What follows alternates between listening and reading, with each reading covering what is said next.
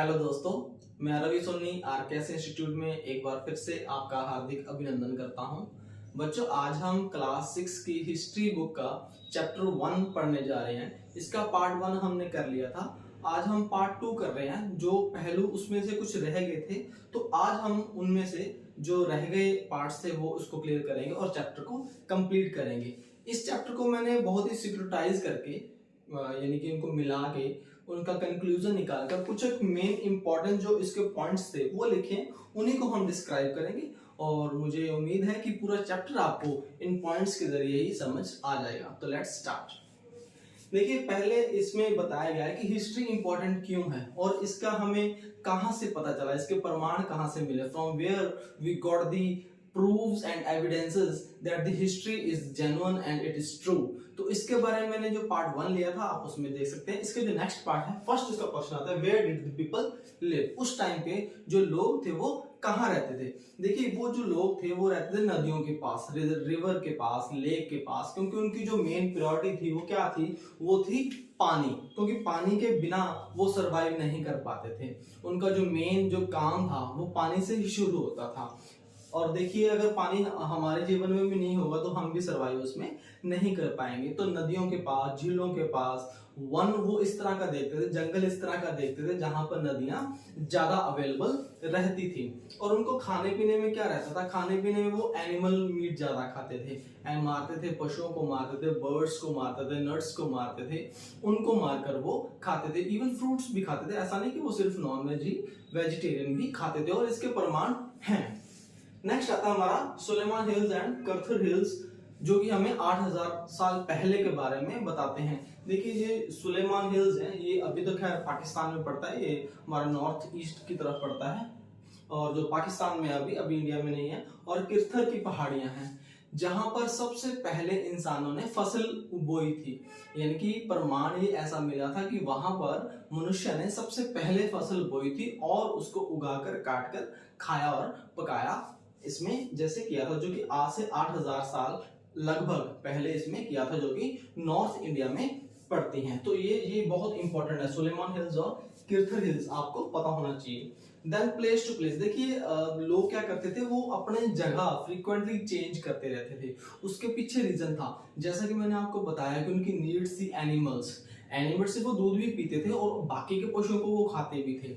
ठीक है, तो वो अपने प्लेस टू प्लेस यानी कि वो जगह चेंज करते रहते थे। उसका रीजन क्या था, उनका रीजन कि एनिमल्स, वहां पर जितने भी एनिमल्स होते थे वो उनको ऑलरेडी खा चुके होते थे, तो अब उनके पास कुछ बचता नहीं था खाने के लिए, क्योंकि वो जो रिसोर्स थे वो खत्म हो जाते थे। तो they had to change it. वहां के जो पक्षी थे उनको भी मार गिराते थे, फ्रूट्स भी खा लेते थे, फिश जो नदियों से मिलती थी या कुछ झीलों में मिलती थी, तो जो भी अवेलेबिलिटी थी उनके पास वो उसको खत्म कर चुके होते थे एक पर्टिकुलर टाइम पे। तब उनको चेंज करना पड़ता था। प्लांट्स खत्म हो जाते थे, नट्स खत्म हो जाते थे, रूट्स खत्म हो जाती थी। तो कोई भी एक ऐसी चीज जो एक पर्टिकुलर जगह पर खत्म हो जाती है, then they have to change that particular place and will have to go to the next so that they can get the other sources to survive their life।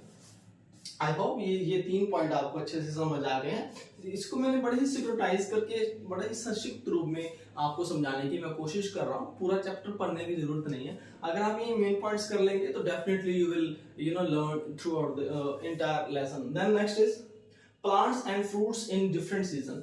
जगह जो चेंज करते थे उसका रीजन ये भी था कि जो एक प्लांट्स है और दूसरा है फ्रूट्स है, वो डिफरेंट सीजन में ही आते थे। जैसे अगर नॉर्थ इंडिया में कोई चीज गर्मियों में आ रही है तो साउथ इंडिया में वही चीज सर्दियों में आ रही है, और वो अगर गर्मियों में आएगी तो उनको नॉर्थ जाना पड़ेगा और सर्दियों में आएगी तो वो जो है ना साउथ जाएंगे। तो इस तरह वो इंटरचेंज करते रहते थे। उन्हें पता था कि कौन से सीजन में कौन सी जगह पर कौन सी फसल या कौन से फ्रूट्स उनको मिलने वाले। तो this was also major reason to change their place. इसके साथ साथ जैसे मैंने यहाँ पे सेकंड पॉइंट में बताया था एनिमल्स का चेंज का, एनिमल्स में भी ऐसी भावना पाई जाती थी कि जो एनिमल्स जो खूंखार जानवर होते थे, तो वो जब देखते थे कि मनुष्यों ने जानवरों को खा लिया तो जानवर भी वहां के बहुत ज्यादा अग्रेसिव हो जाते थे, तो वो मनुष्यों के ऊपर अटैक करने लग जाते थे। तो इस डर की वजह से भी उनको वो जगह चेंज करनी पड़ती थी। नेक्स्ट हमारा आता है मेन पॉइंट, इसका आता है कि इंडिया जो वर्ड है वो कहां से आया।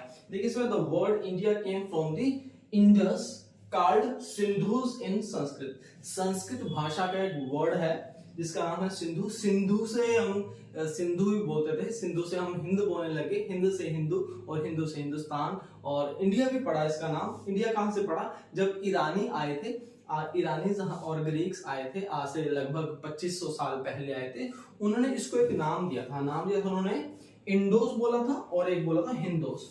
तो यहीं से सिक्रोनाइज इंडोस और हिंदो चेंज होते होते हमारा हिंदो और इंडिया नाम इससे पड़ गया है। तो धीरे धीरे इसमें चेंज आता रहा, इंडस से इंडिया बन गया, है ना। तो धीरे धीरे इसमें चेंज आता रहा। तो ये कुछ पॉइंट्स थे जो रह गए थे पार्ट 1 से, वो मैंने आज इसको क्लियर किए हैं, और नेक्स्ट वीडियो में हम पार्ट 2 करेंगे। आई होप कि आपको ये छोटी सी जानकारी पसंद आई होगी। अगर पसंद आई है बच्चों तो मेरी वीडियो को लाइक करके चैनल को सब्सक्राइब जरूर कीजिएगा, क्योंकि मैं चाहता हूं कि मैं क्लास 6 to 10 का एंटायर सिलेबस आपको जरूर कराऊं। तो thank you, thanks for watching, keep learning, keep smiling. Thank you, जय हिंद, जय भारत।